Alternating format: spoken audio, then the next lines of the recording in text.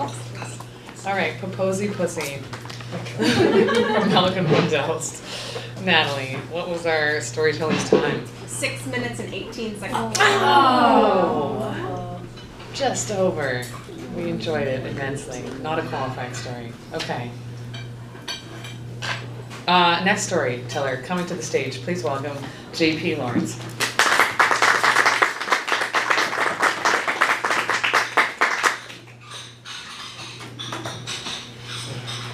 So I'm hanging out with my buddy the other night. His name is Truth. Yeah, he was a person. Looked a lot like me, actually. We're chilling at my place and down a dozen shots apiece before he gets this bright idea to go clubbing. I'm too juiced not to be down for anything, and Bob's your uncle. So of course, he picks the seediest fight bar on Main and talks his way past the bouncer who wanted to card him, but gave up because he could see he was honest. That doesn't always happen, mostly because he lost his ID, and that's why no one recognizes him anymore. And his backstory about the night he lost it is so crazy that no one believes him.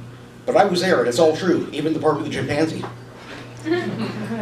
After a brief washroom break, Jesus fuck, did you really have to bring your stash? He decides he's going to get laid tonight, come hell or high water. Only pauses on that initiative long enough to inform the bartender he has no clue how to make an old-fashioned. To be fair, he doesn't, but that's not the point that he never gets. After a good nose wipe, he descends on the closest lipstick like a fruit fly in a compost bin, which is a fairly effective metaphor now that I reflect on it. I don't even know how to describe obnoxious when it comes to this guy. It's not like he's laying down pickup lines, that would really be better. Sloshed and wired, he picks this poor girl out of the crowd and tells her exactly what he thinks about her, this place, me, her boyfriend who's the size of a dump truck. No, Truth doesn't care. He was born for this, so he tells me. I believe him too. At last, he manages to spill his drink on the poor girl's dress, and she starts crying. The boyfriend decides enough is enough, and they start shoving each other, and the security gets in the act, and then we're both on the sidewalk again. And I'm really surprised he isn't following us, but apparently he isn't. And what the fuck? We're pretty much tapped out, I realize, and then this guy in front of us actually loses his wallet out of his pants, and I point it out, and the Truth darts up and grabs it. And I think, yeah, we have beer money again. And guess what he pulls? He taps the guy on the shoulder and gives him his shit back. Just like that. I asked him about all that, and he was, well, I'm nothing if not honest. And what I didn't say was, dude, sometimes I'd rather you just be nothing. So we get a few more blocks and start plotting our path back to our respective domiciles. He has to piss at this point, and the alley dumpster is just to our left, so there we are.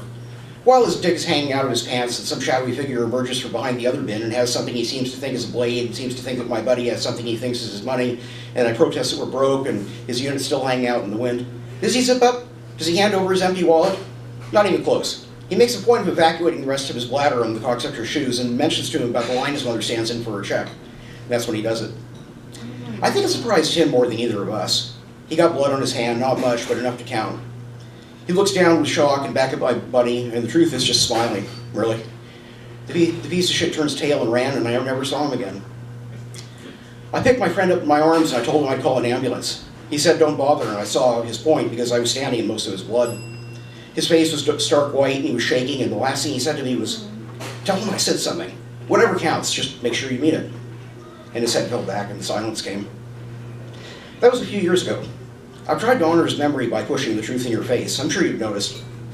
I'll never be half as offensive as he was, but it ain't for lack of trying. And like my buddy, I am nothing if not honest. Thanks.